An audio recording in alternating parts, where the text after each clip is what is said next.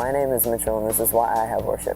Before Christ, I was very young. I didn't bother to ask what the purpose of life was. Things like who God was, how He was very important. It just didn't really come to me.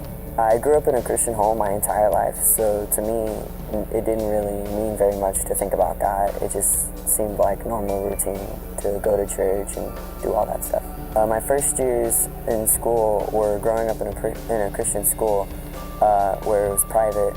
I didn't really read my Bible or pray on my own. God was just some history figure that I learned about in class. Then everything changed. In 2009, my dad was hit with a very severe heart attack, and my family was beginning to suffer from a huge economical crisis.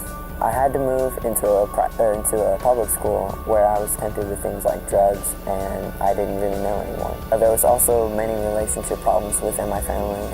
My life was beginning to hit an all-time low, and I couldn't find a way out.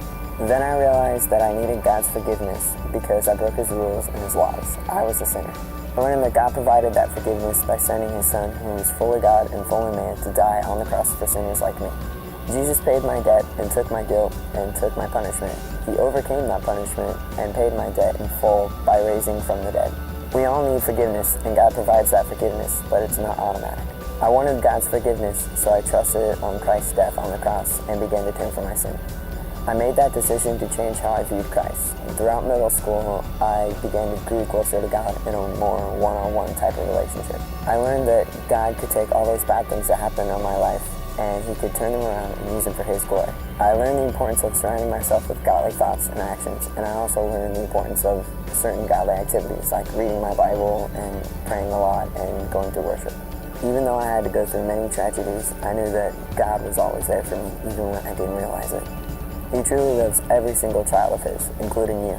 Since I made that decision, my life has never been the same. I've been using my talent of drums and piano through worship.